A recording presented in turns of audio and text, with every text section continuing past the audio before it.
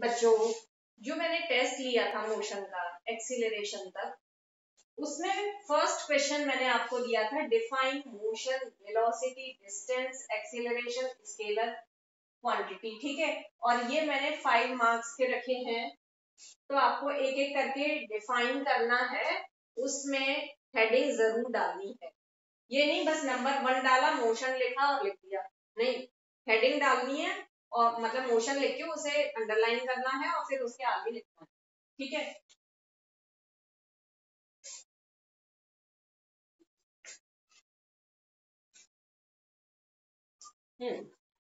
तो बच्चों, मोशन की डेफिनेशन क्या है? When an object changes its position with respect to time and an origin भी लिखना है। ओरिजिन या रेफरेंस पॉइंट एक ही बात है, कुछ भी लिख सकते हो, केवल टाइम मत लिखो, ओरिजिन भी जरूरी है। हाँ, ओरिजिन की जगह अगर कोई बच्चा रेफरेंस पॉइंट लिखता है वो भी सही है। Then it is said to be in motion. बच्चों, जिस डेफिनेशन में कोई एग्जाम्पल बनता हो तो वो जरूर लिख। यहाँ मैंने आपको जो पढ़ाया था उसमें कोई ऐसा एग्जाम्पल नहीं दिया था, आप चाहो तो लिख सकते हो यहाँ, जैसे for example running car on the road, ठीक है, with respect to a tree. Tree के रेस्पेक्ट में रनिंग कार जो है वो मोशन में होगी, ठीक है। तो आप चाहो तो लिख सकते हो, मुझे अच्छा लगेगा, हालांकि मैंने नोट्स में नहीं लिख पाया लेकिन मेरे माइंड में आया तो मैंने अब आपको बता दिया है। हर वो डेफिनेशन जिसमें एग्जांपल बनता है जरूर लिख। फिर नेक्स्ट है वेलोसिटी। वेलोसिटी में डिस्प्लेसमेंट पर unit time is called velocity, ये भी सही है। और अगर कोई बच्चा लिखता है rate of displacement is called velocity, तो वो भी सही होगा। फिर बच्चों आगे चलते हैं, डिस्टेंस। डिस्टेंस का मतलब है वो जो रास्ता है, पाथ, उसकी length. Length of the actual path covered by a moving body is called distance. अगर कोई बच्चा लिखता है path covered by a moving body is called distance, तो पाथ तो केवल रास्ता हुआ ना,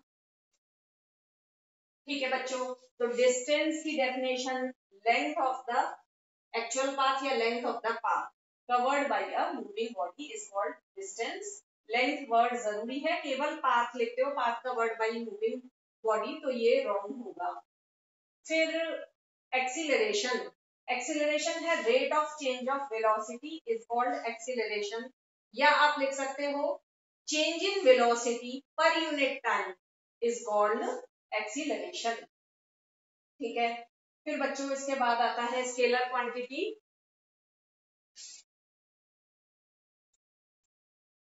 और वैसे भी ध्यान रखना एक्सीलरेशन क्या होता है, v minus u upon t. तो v माइनस यू क्या है, चेंज इन वेलोसिटी, ठीक है। आगे चलते हैं, स्केलर क्वांटिटी की डेफिनेशन, वो क्वांटिटी जिसमें मैग्नीट्यूड हो, डायरेक्शन नहीं हो, ठीक है। तो quantity which has magnitude but no direction is called scalar quantity. For example, अब इसमें एग्जांपल थे, ठीक है, डिस्टेंस, स्पीड, मास, टाइम, तो ये स्केलर क्वांटिटीज। फिर बच्चों हमारा नेक्स्ट क्वेश्चन जो था, वो नेक्स्ट क्वेश्चन ये था, राइट ऐसा यूनिट्स ऑफ द फॉलोइंग। मैंने ये 7 दे रखे थे, क्वांटिटीज दे रखी हैं ये 7, और आपको लिखनी थी उनकी एसआई यूनिट। स्पीड की SI unit metre per second, velocity की भी मीटर पर सेकेंड होती है, डिस्टेंस की मीटर होती है, डिस्प्लेसमेंट की भी मीटर होती है, टाइम की सेकंड होती है, मिनट या आर नहीं होती, ठीक है। टाइम की ऐसा यूनिट सेकंड। अच्छा, ये ऐसा यूनिट का मतलब जानते हो, international system of units. Acceleration की मीटर पर सेकंड स्क्वायर होती है, अगर कोई बच्चा इस तरह लिखता है तो भी सही है, और अगर कोई बच्चा लिखता है इस तरह तो भी सही है, ये भी सही है। लेकिन अगर कोई बच्चा लिखता है ऐसे, तो बच्चों ये रॉन्ग होगा, ठीक है।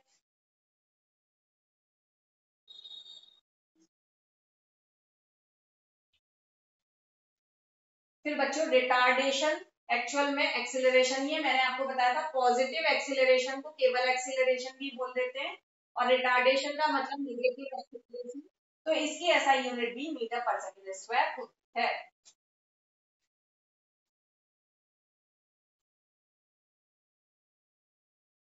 फिर बच्चों नेक्स्ट क्वेश्चन की बात करते हैं। क्वेश्चन मैंने ये दिया था डिफरेंसेस पर था, 3 डिफरेंसेस दे रखे हैं। राइट डिफरेंस बिटवीन, नंबर 1 है डिस्टेंस एंड डिस्प्लेसमेंट, फिर है स्पीड एंड वेलोसिटी में डिफरेंस और फिर स्केलर एंड वेक्टर क्वांटिटी में। तो बच्चों यहाँ पे मैंने 6 मार्क्स के दे रखे हैं, मतलब 2 मार्क्स 2 मार्क्स 2 मार्क्स, तो 2 मार्क्स के हैं, उस हिसाब से दो डिफरेंस तो जरूरी ही है। ठीक है, तो अगर 2 डिफरेंस आपको लिखने ही है, अगर कोई बच्चा तीसरा भी लिख देता है तो कोई दिक्कत नहीं है। डिस्टेंस और डिस्प्लेसमेंट में क्या फर्क है? पहला पॉइंट तो हो गया दोनों की डेफिनेशन, ये हो गया length of actual path covered by the moving body, और ये shortest distance between initial and final position is called displacement. दूसरा मैंने लिखा है स्केलर क्वांटिटी वेक्टर क्वांटिटी। ठीक है, यहाँ तक अगर आप लिखते हो तो 2 मार्क्स मिलेंगे। मैंने तीसरा लिख दिया है, it can not be zero for a moving body and it can be zero. अच्छा एक चीज और, फिजिक्स में जनरली टू द पॉइंट चलती है आंसर जो आप लिखोगे, केमिस्ट्री में भी, केमिस्ट्री में कुछ हद तक ज्यादा लिख सकते हो, थोड़ा सा ज्यादा फिजिक्स से ज्यादा, लेकिन बायो में थोड़ा ज्यादा ही लिखना होता है। इस चीज का ध्यान रखना कि कब क्या लिखना है आपको पता होना चाहिए। फिजिक्स में ज्यादा टू द पॉइंट चलता है, केमिस्ट्री में हल्का सा ज्यादा और बायो में और ज्यादा। फिर बच्चों बात करते हैं कि अगर कोई बच्चा पूछता है कि डिस्टेंस और डिस्प्लेसमेंट में मैंने जो आपको नोट्स में लिखवाया है तीनों पॉइंट लिखवाए हैं, क्या 2 ही पॉइंट लर्न कर लें? तो नहीं, आपको तीनों करने हैं। ठीक है, मैंने ये जान के लिखा है क्योंकि मुझे ये डिस्कस करना था। सपोज एक बच्चा है जिसने यही दोनों पॉइंट लर्न करे कि इसी से काम हो जाता है, तीसरा पॉइंट हम रहने दे रहे हैं, लर्न नहीं कर रहे। अब आपके एग्जाम में क्वेश्चन आता है which cannot be zero, ठीक है, फ्रॉम डिस्टेंस एंड डिस्प्लेसमेंट, कौन सा जीरो नहीं हो सकता? तो जिसने ये पढ़ा होगा वही तो लिख पाएगा distance can not be zero. तो इसलिए आपको जितना भी कराया जा रहा है वो सब आपके सिलेबस के अंदर है, उसी से रिलेटेड कोई क्वेश्चन बन जाए तो वो कहीं छूट ना जाए आपका, तो आपको सारे पॉइंट्स करने। ठीक है, अब आगे चलते हैं।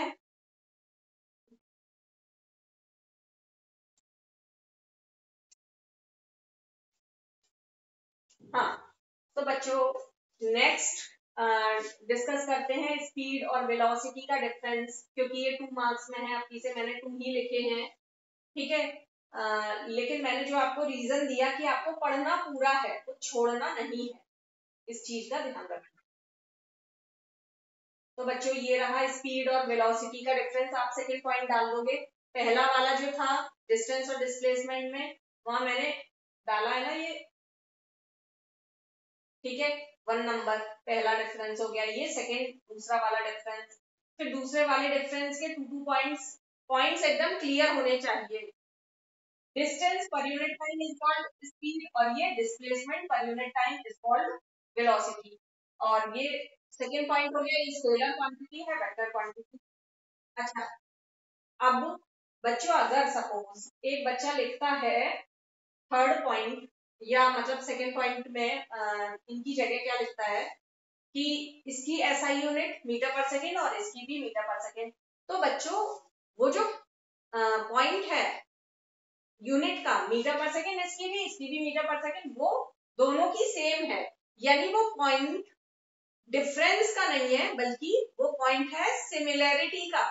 अगर कहा जाए what is similar, give one point in which speed and velocities are similar, तो आप लिख सकते हो both have the same SI unit metre per second, लेकिन वो डिफरेंस में पॉइंट नहीं चलेगा। अगर आता है क्वेश्चन दोनों में कॉमन बताओ, कॉमन दोनों में सेम चीज हो तो आप वहां पे वो पॉइंट डाल सकते हो। ठीक है, अच्छा मैंने आपको वैसे नोट्स में तीसरा पॉइंट लिखवाया है, लेकिन यहाँ जरूरत है नहीं, लेकिन आपको ध्यान रखना है, पढ़ना है। मैंने लिखा है ना, स्पीड मूविंग ऑब्जेक्ट की जीरो नहीं हो सकती, जबकि वेलोसिटी जीरो हो सकती है। फिर आगे चलते हैं, स्केलर क्वांटिटी और वेक्टर क्वांटिटी का डिफरेंस। ठीक है, इस तरह लिखोगे, थर्ड वो डाला है, ये नहीं कि बस थर्ड नंबर डाल दिया और ये नहीं लिखा, ये भी आपको लिखना है।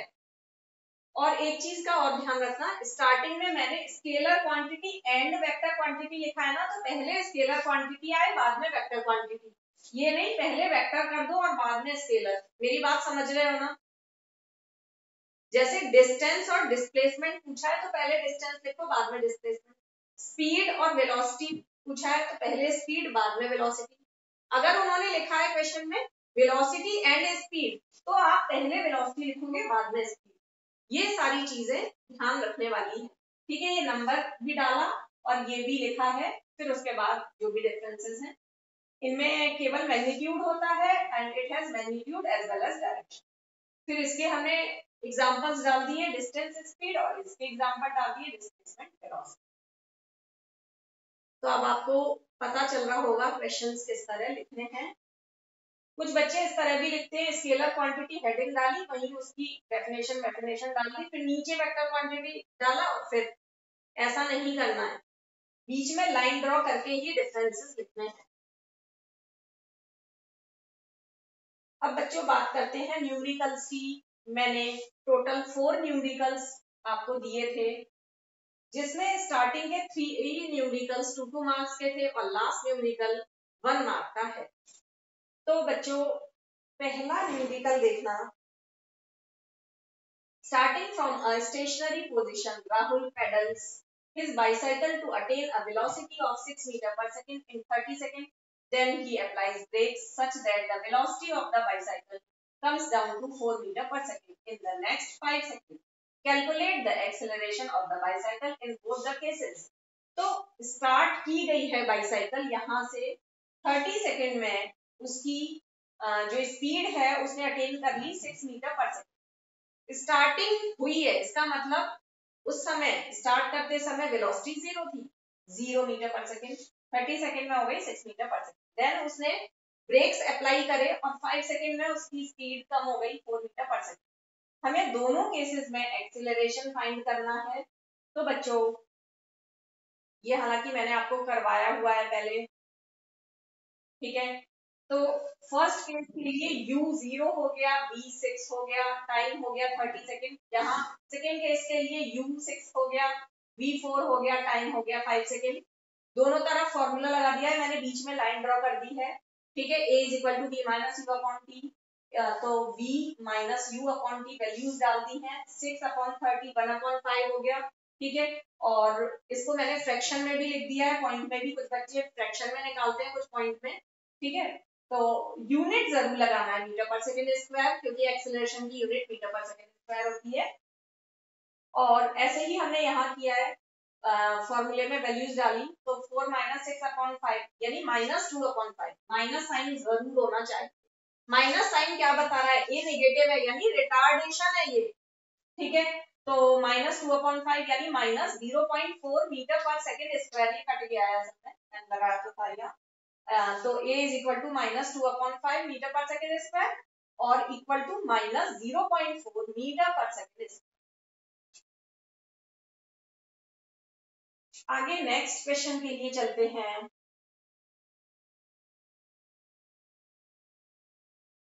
हाँ,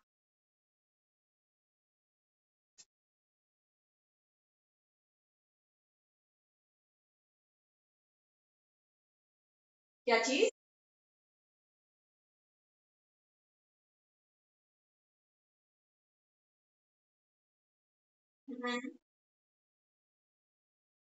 देखो फ्रैक्शन में बिल्कुल मिलने चाहिए,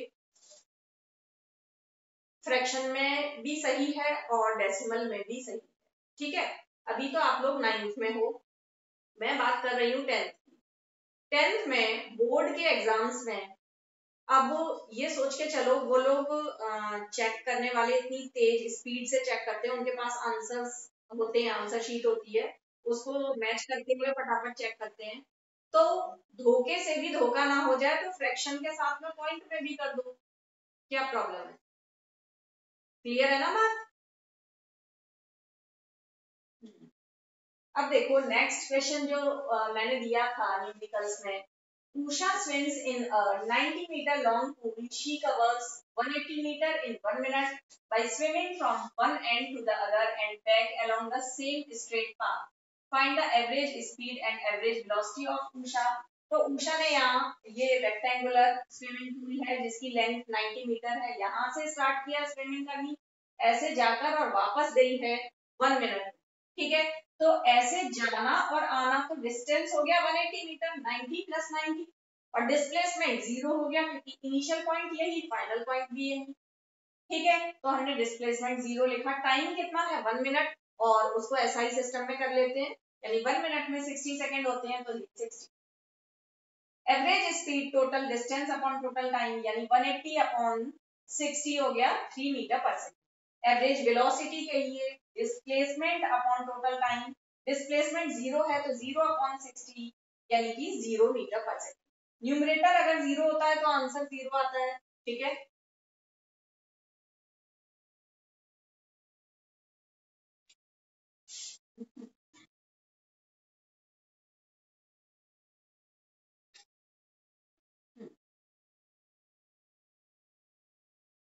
अब बच्चों नेक्स्ट क्वेश्चन पर चलते हैं। नेक्स्ट क्वेश्चन मैंने जो आपको दिया था,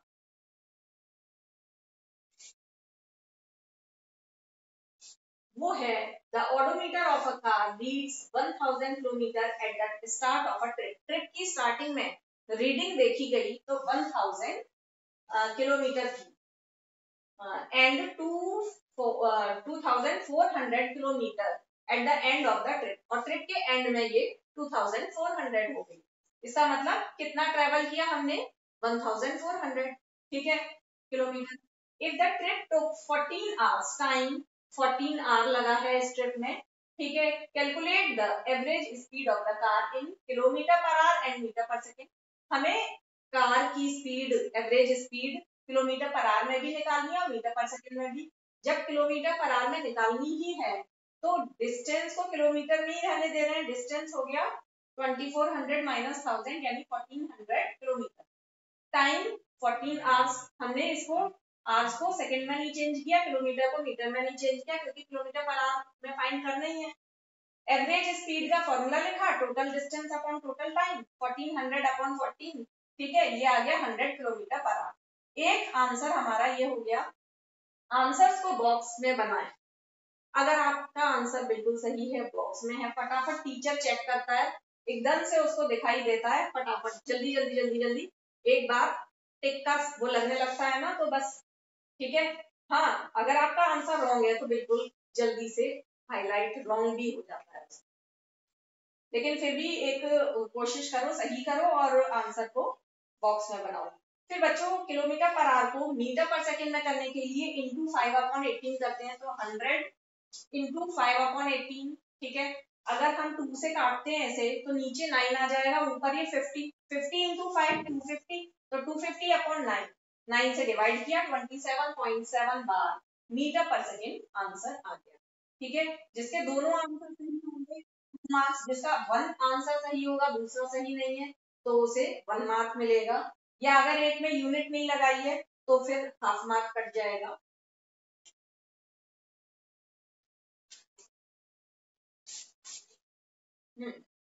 बच्चों इसके बाद मैंने दिया था आपको question number 4। An object travels 15 metre in 4 second. ये मैंने वैल्यू चेंज कर दी थी, बुक में ये 16 है, मैंने 15 कर दिया था, 15 metre in 4 second, and then another 15 metre in 2 second. What is the average speed of the object. Object की एवरेज स्पीड फाइंड करनी।